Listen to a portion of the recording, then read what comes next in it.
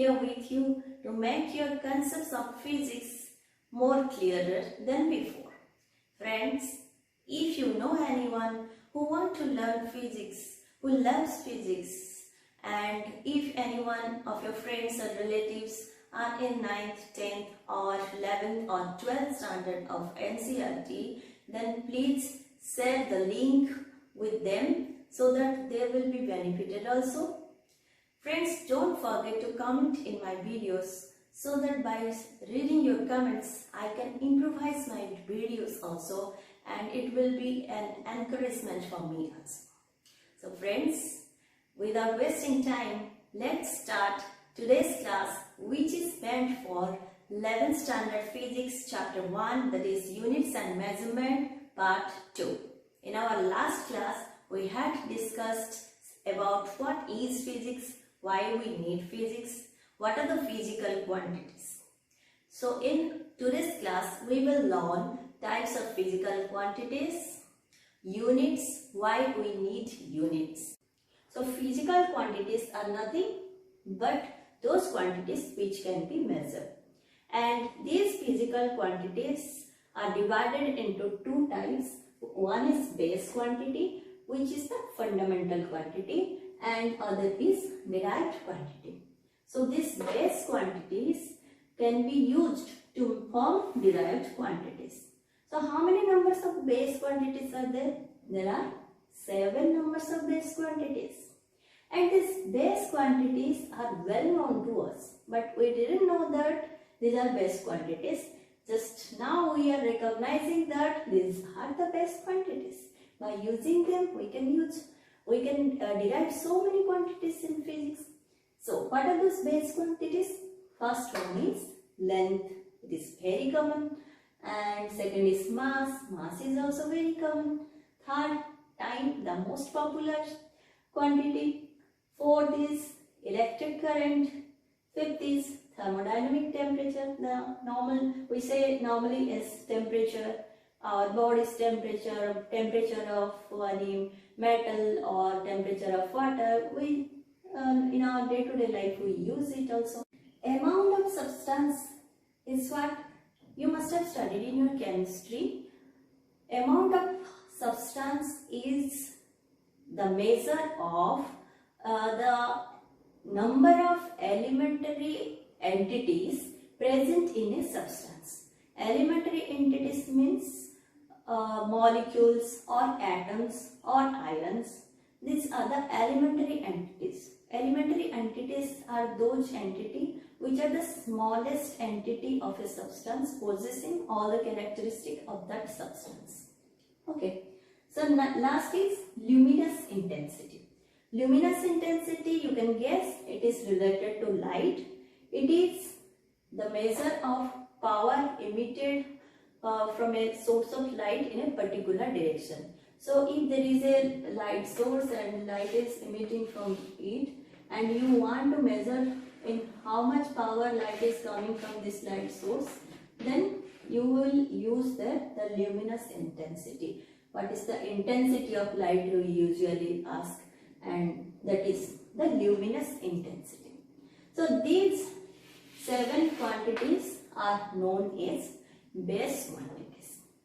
Apart from these base quantities, there are a number of other quantities in physics which are known as derived quantities.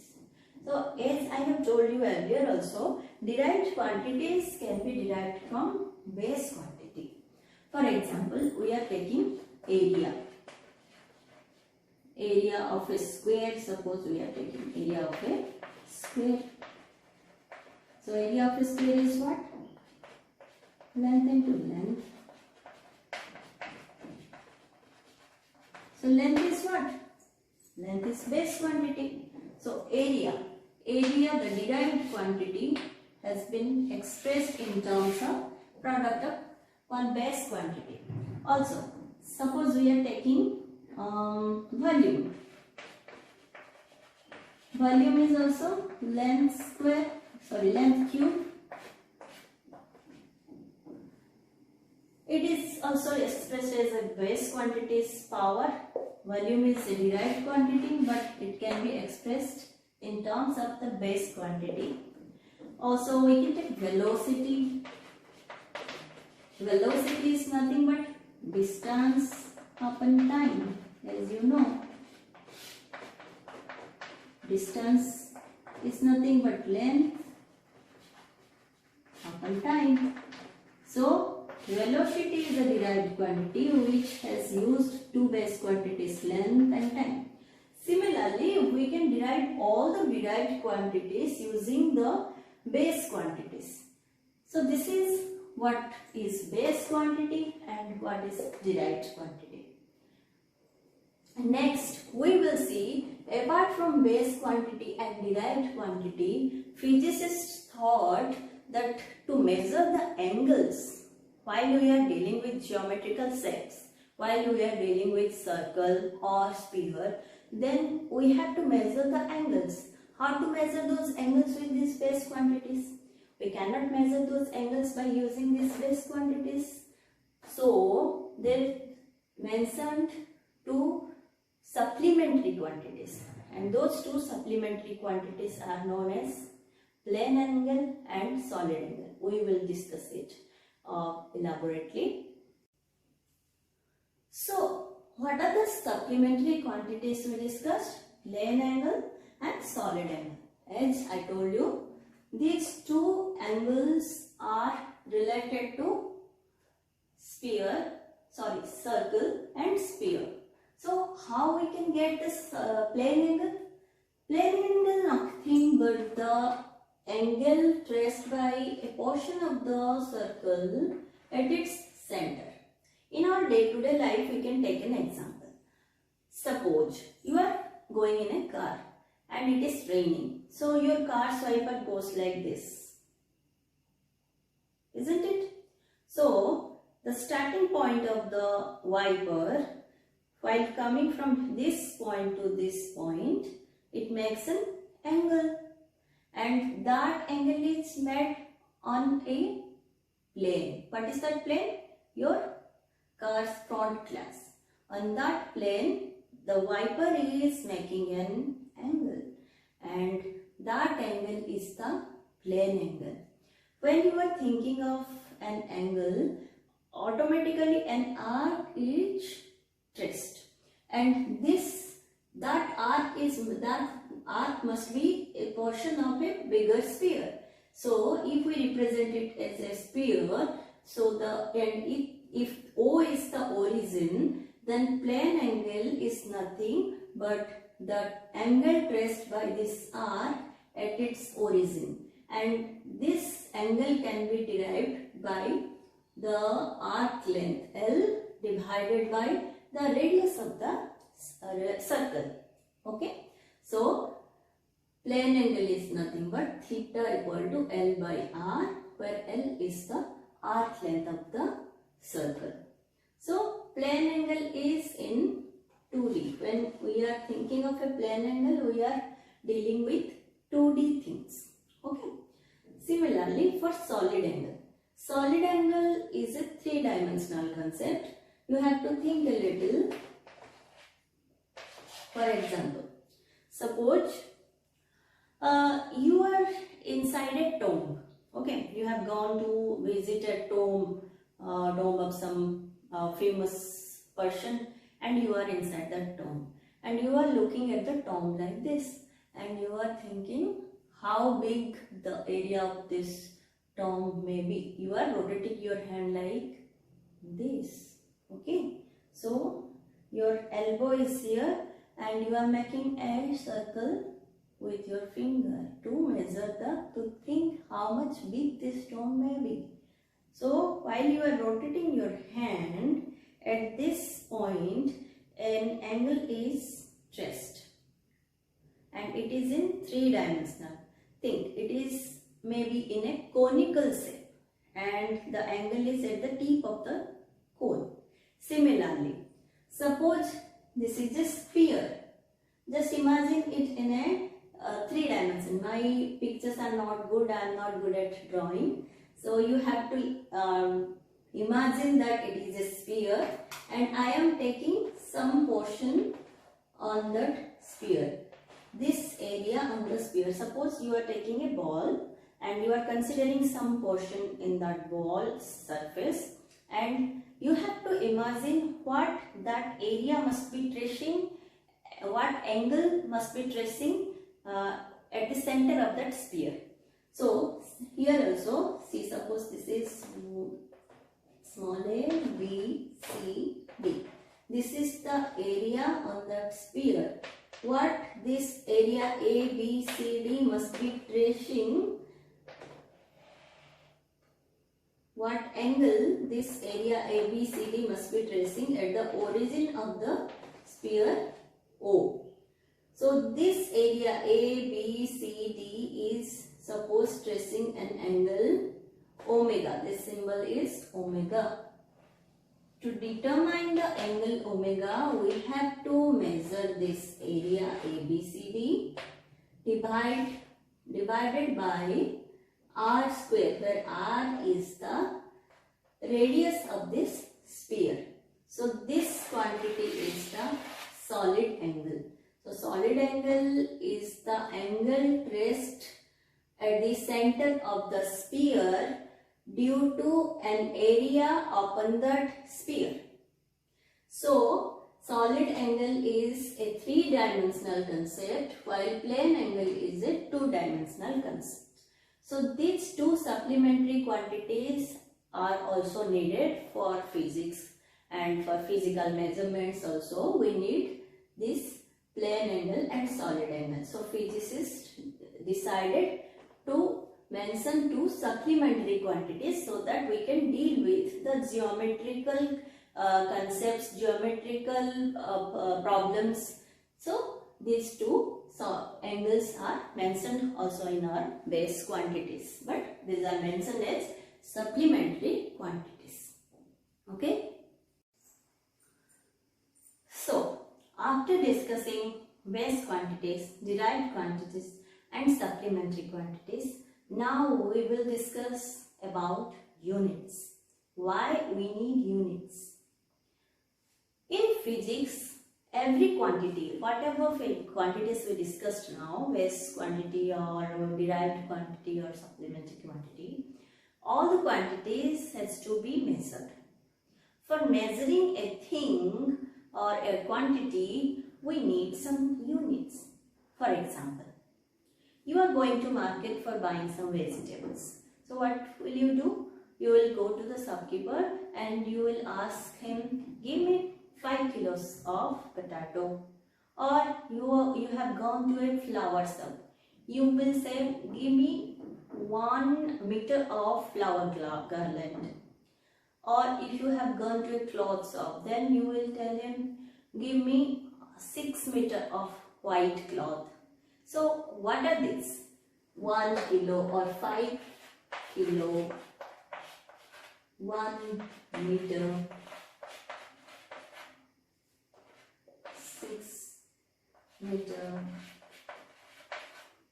In all these quantities, what we see, one part shows the numeric value.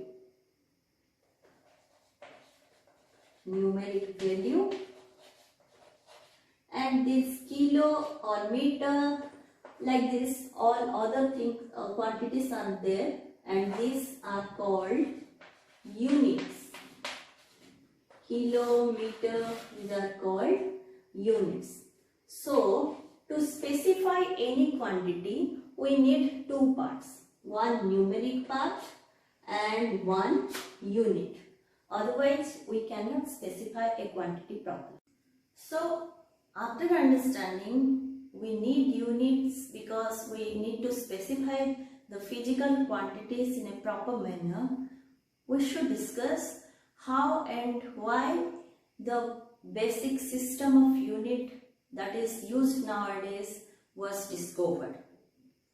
So earlier, when scientists were dealing with some experiment or something, they were using different types of system of units. System of unit means a system of unit contains some basic units, some basic names of units, and by using those units they were representing their result. So earlier basically three types of system of units were there: MKS, CGS and FPS. MKS means length was measured in meter, mass was measured in kilogram and time was measured in second. Some scientists were using these units. Some other scientists were using centimeter, gram and second, and some other scientists were using foot, pound and second. So while communicating with each other, if one scientist will tell the other scientist his result in MKS system, and the other scientist will reply in CGS system, and some other scientist will reply in FPS system, then for all those quantities will be very difficult to understand, because the system of units, this means measurements are in different systems. So it was not easy to handle. So scientists thought that we should have a common system of unit so that we can explain our results, what we have found, what we are doing with our experiments by using those units. And in our common day-to-day life also, those units will be used for all, so that it will be easier for all to communicate between each other. For example, in our nation India, there are so many languages, but national language is Hindi. If you speak in Hindi, most of the people will understand it. So Hindi is the common language to communicate with each other in India. Like that, a common system of unit was discovered, was named, and that is the SI unit. And who decided this unit? So this SI system was discovered in the year 1971 by the CGPM. CGPM is what? Conference of Weights and Measures. There was a conference for weights and measurements in 1971. Their scientists deducted that we should have a system for all of us, which by using that we can communicate with each other easily, and they named that system as SI unit. It is from a French term, that is Système Internationale de Units. It means International System of Units. So they decided to have this International System of Units. By using this International System of Units, after that it became very easy to communicate between each other among all over the world. So by using this system of units, this table shows the base quantities along with the SI unit, and all the SI units are denoted by some symbols. First base quantity, length, has a SI unit that is called meter, and the symbol is M. For mass, the SI unit is kilogram and symbol is kg. For time, it is second and symbol is S. For electric current, SI unit is ampere and the symbol for it is A.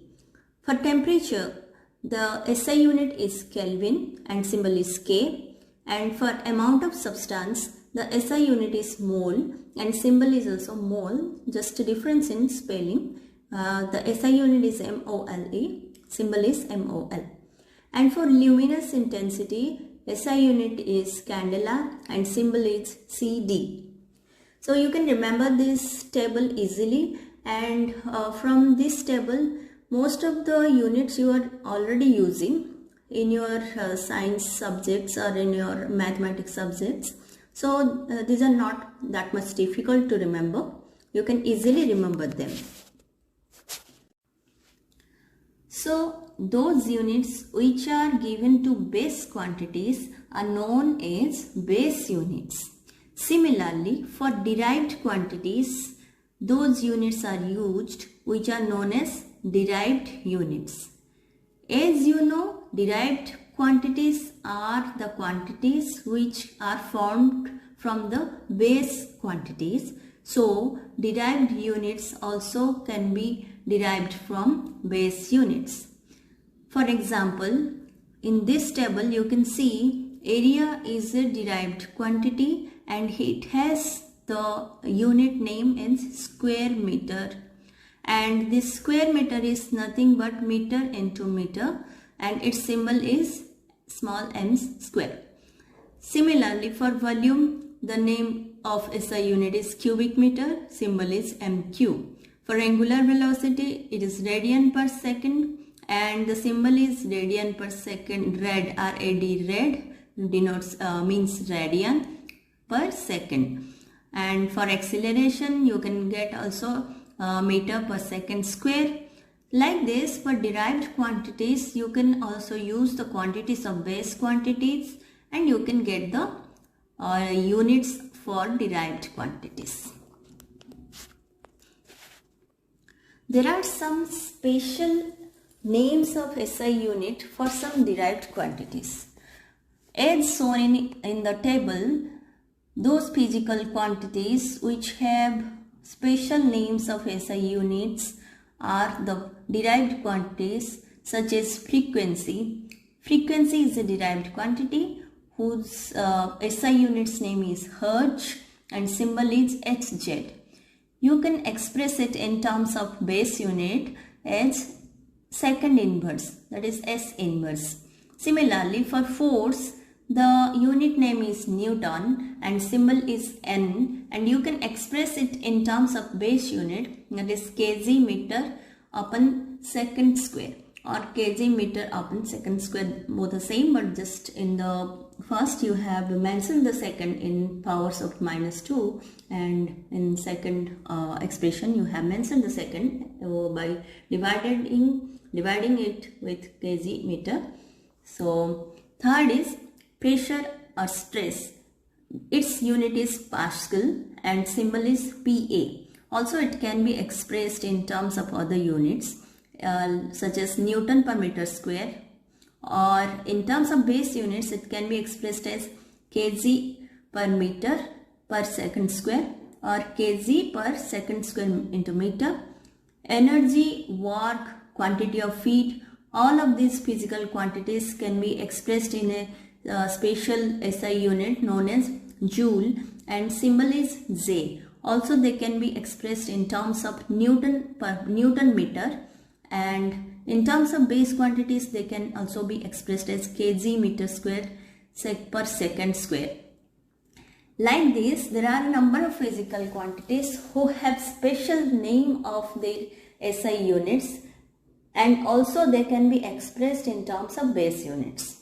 So when you will study the other chapters, you will come across such derived quantities who have different name of SI units, or where some quantities will possess SI units like Newton, Pascal, Joule, and in some portions they might be expressed in terms of base quantities or base units. So you should not be confused. Those quantities can be expressed with special names of SI units, or they can be expressed by the base units also. Apart from all these quantities and units, we have some units for our day-to-day life or our general use. For example, sometimes we say that I didn't eat for 3 days. We have not gone to US for 5 years. So there we are using day, years as units. So for such cases, SI units are also mentioned in terms of those general use quantities. And for that, a table has been shown in your textbook. So that table is some units retained for general use. It has been mentioned in your book, and I am projecting that table also. You can go through it. In this table, minute, hour, day, year, degree, liter, turn, carat, bar, etc. has been mentioned. Thanks for watching this video. This video was about types of units and how units were discovered, how units were decided. And in our next class, we will discuss about significant numbers, dimension formula. Keep sharing your valuable suggestions and comments in the comment section. You can mail me on my mail address, which is preeti.suman13@gmail.com. Till the next video, bye bye, take care. My next video will be uploaded in the next week. Maybe 2 videos I'll upload in next week. Till then, take care. Bye bye, physics lovers.